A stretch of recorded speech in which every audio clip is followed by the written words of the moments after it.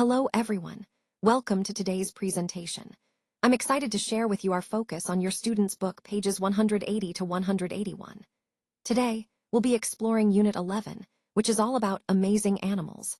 We'll look at the form, meaning, and function of these fascinating creatures. This presentation is part of Mega Goal 2.2. Over the next few minutes, we'll discover interesting facts and learn how animals adapt and thrive in their environments. So let's get started. Now, let's look at some examples of how we use adjectives to describe nouns. For instance, take the phrase sport car. The word sport is an adjective because it describes the type of car, giving us more information about it. Next, we have beautiful cats. Here, beautiful is the adjective that tells us what kind of cats we're talking about. This idea is simple but very important because adjectives help us make our descriptions more vivid and precise. By using adjectives, we can paint a clearer picture for our audience or reader. Remember, adjectives are a key part of adding detail and interest to our sentences. So, whenever we want to describe a person, place, or thing more effectively, using the right adjectives is essential. Let's take a closer look at how we use adjectives in sentences. For example, in the phrase apple is red, you see the adjective red coming after the verb is. When we use the verb be, which includes am, is, are, was, and were, we place adjectives in two different positions. First, before a noun, like in red apple. This is the most common way to describe a noun directly. Second, after linking verbs such as become, feel, seem, get, and sound. For instance, you might say, the apple is red or the apple feels ripe. Understanding where to position adjectives depending on the verb helps us make our descriptions clearer and more natural. This is a fundamental part of constructing correct and expressive sentences. It ties into the overall theme of mastering adjective placement to improve our communication skills. Now, let's look at how we can describe things using adjectives and the verb be. For example, if we want to say that something is hot, we start with the subject, like the tea, and then use the form of be that matches the subject, which in this case is. So we say, the tea is hot. Notice that we put the adjective hot after the verb is. This structure is very common when we want to describe the condition or quality of a subject. It's important to remember that the adjective comes after the verb be in this type of sentence. Now, let's look at a slightly different way to structure this. If we want to emphasize the adjective more, we can place it before the noun. For example, it is a hot tea. Here, the structure is s plus adjective plus noun. Both structures are useful, depending on what you want to highlight. Understanding these basic patterns helps us describe things clearly and effectively. Now, let's look at some examples to understand how adjectives relate to verbs and nouns. For instance, in the sentence, that bag is useless, the word useless is an adjective describing the bag. It shows the quality of the bag, specifically that it doesn't serve a purpose. In another example, you won't get much use out of that bag. The word use is a noun, and here it's used to talk about the utility or function of the bag. This helps us see how nouns can also be transformed into adjectives. A key point to remember is that many adjectives are formed by adding specific suffixes to verbs and nouns. Common suffixes include y, full, less, ate, al, ive, os, ike, and ed or eing. For example, hope becomes hopeful, care becomes careless, and create becomes creative. Understanding these suffixes can help us recognize and form adjectives more easily, which is especially useful as we expand our vocabulary and improve our descriptive language. This connection between verbs, nouns, and adjectives is an important part of mastering English, and it ties into our overall theme of building stronger language skills.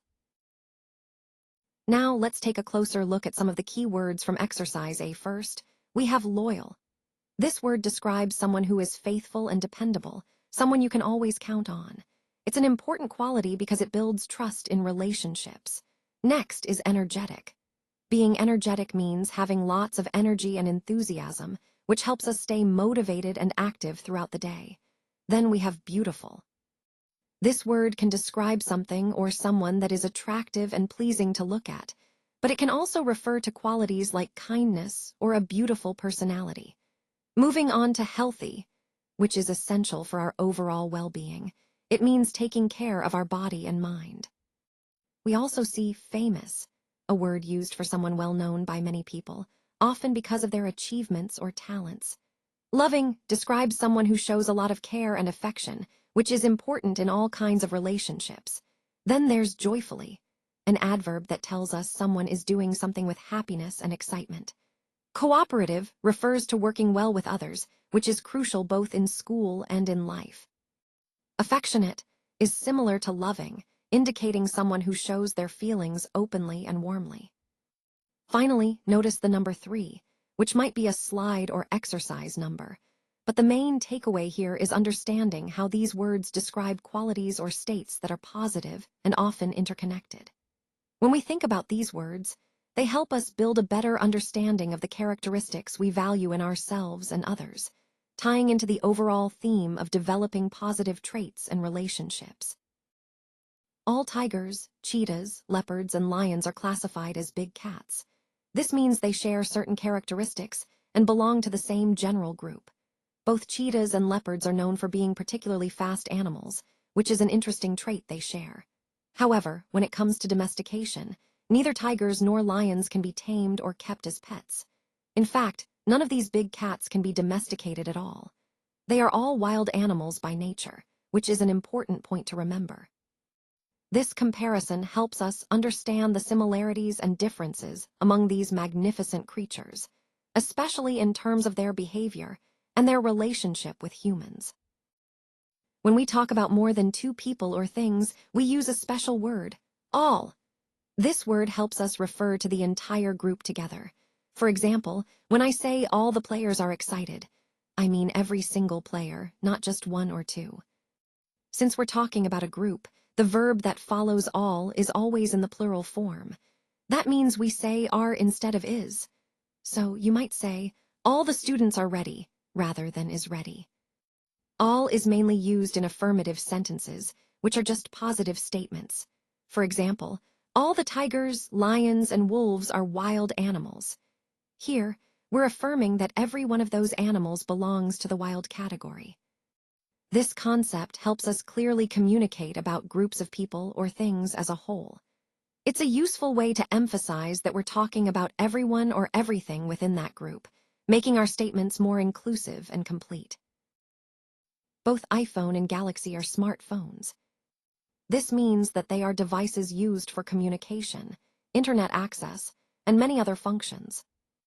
When we say both, we are referring to 2 things at the same time, emphasizing that they share a common feature. In this case, both devices are popular brands that people use daily. Next, we see that both Ali and Khaled have bikes.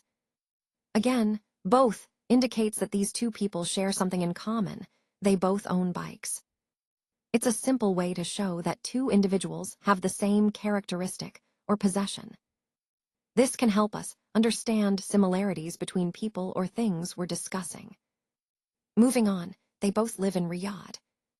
Here, both connects Ali and Khaled, showing they share the same location. Living in the same city can have implications for their daily lives, such as weather, traffic, and social activities. It also reinforces the idea of similarities or commonalities among people or objects in our discussion. Finally, both of them are friendly. This highlights a personal trait shared by Ali and Khaled, their friendliness. Using both in this context emphasizes that this positive characteristic applies to each individual. It helps us see that, despite differences they might have, they share a similar personality trait. Overall, both is a useful word when we want to discuss 2 people or things that share characteristics. It helps us make clear connections and highlight similarities, which is a key theme in understanding relationships or comparisons. Today, I want to talk about how we use the word neither in English. As you can see from these examples, neither is used when we want to say that two people or things do not do or like something. For example, in the first sentence, neither Ali nor Ahmed likes football. This means that both Ali and Ahmed, neither of them likes football. Similarly, in the second example, neither he nor his friends came back. This tells us that neither he nor his friends returned. In the third sentence, neither my father nor my brother knows him.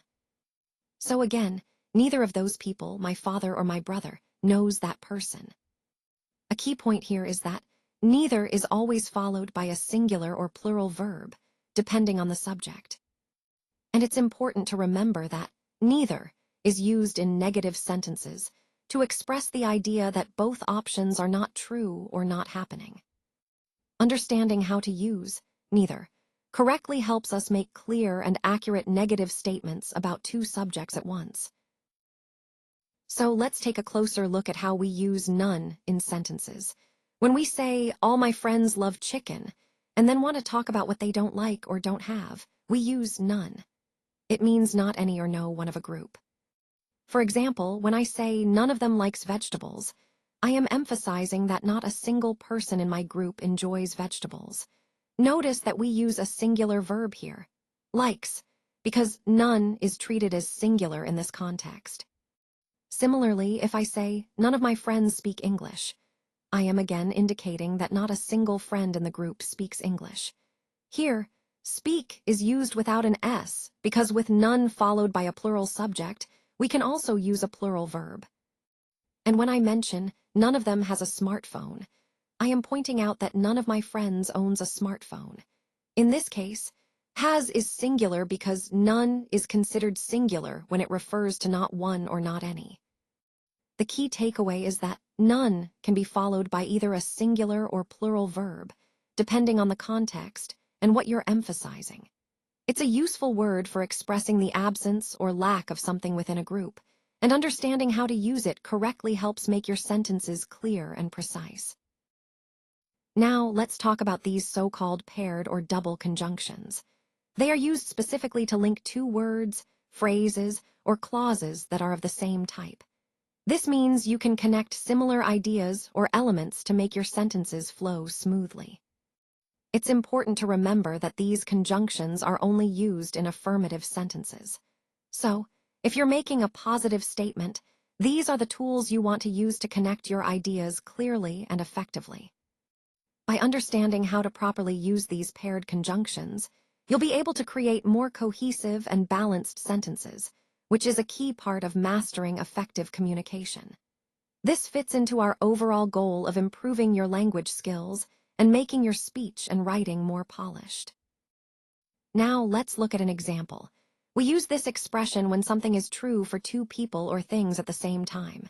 For instance, when we join two subjects in a sentence, the verb always becomes plural. Remember, this structure is only used in affirmative sentences. The phrase both and helps us emphasize that two subjects are involved together. For example, we might say, both Ali and Yasser have to comply with rules, meaning they both need to follow the rules. Another example is, both Sarah and Nora are my friends, which shows that I consider them friends equally.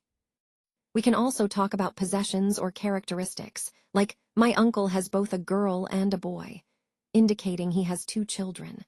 Or we might describe a house as, this house is both large and cozy, highlighting two features of the same house. So the key takeaway here is that both and is a useful way to connect two subjects or qualities clearly and positively, reinforcing that both are involved or possess certain traits. This idea ties back to our overall theme of expressing relationships and qualities effectively in English. Today, I want to talk about how we use either, or to present two possible choices or ideas. When we use either, or we're usually discussing two options, and one of them has to be true or happen. For example, I might say, either Ali or Saad has to give up their jobs. This means that one of them needs to make that sacrifice, but not both. Another example is, either Sarah or Nora is my friend. Here, we're indicating that one of these two people is my friend, but not necessarily both. Similarly, either my mother or my sister cooks dinner shows us two possibilities for who might be preparing the meal. Also, I could say, I left the book either on the table or in the drawer. This tells us about two possible locations where the book might be. And finally, I will drink either coffee or tea shows my choice between two beverages. A key point to remember is that when we use either, or, the verb we choose depends on the subject that is closest to the verb. For example, in either Ali or Saad has to give up their jobs, because Saad is closer, we use has. In summary, either, or, helps us talk about two options, and matching the verb correctly is important for clarity. This structure is very useful when discussing choices or possibilities in our daily conversations or presentations. Today, I want to talk about how we use neither, nor in sentences. It's a great way to express negative ideas or choices when we're talking about two options. For example, when I say, neither my father nor my mother went to university, I'm indicating that both of them did not attend university. It's important to remember that the verb we use depends on the subject that is closer to it. So if the subject closer to the verb is singular, we use a singular verb. If it's plural, we use a plural verb. For instance, in the sentence, neither students nor teacher was at class. Since teacher is singular and closer to the verb, we use was. Similarly, when we talk about love, love is neither bought nor sold. We're expressing that love cannot be bought or sold, emphasizing that it's not a commodity. Another example is, I like neither milk nor cream cake, which shows I don't prefer either of those options. And finally, neither Fahed nor Khaled is my brother, means that neither of them is my brother, clearly stating the situation. So, neither, nor is really useful for making clear negative statements involving two options. So, looking at these points, first, neither my friend nor I have actually heard about a younger person flying to space than Prince Sultan. This really highlights just how remarkable his achievement is. It's not something we come across often or hear about in everyday conversations. Next, both Prince Sultan and Majed Abdullah participated in the 1984 Olympics. This shows that they are not only notable figures in their respective fields, but also share a common experience of representing Saudi Arabia on the world stage. Their involvement in such a prestigious event underscores their prominence and dedication. Finally, both of these figures, Prince Sultan and Majed Abdullah, are famous and well-respected in Saudi Arabia. They are born here, and their accomplishments have made them icons in our country. Connecting everything back to the overall theme, these points emphasize the pride we feel when our fellow citizens achieve extraordinary things, whether on the world stage or in space exploration. It's about celebrating our talent, dedication, and the remarkable stories that inspire us all.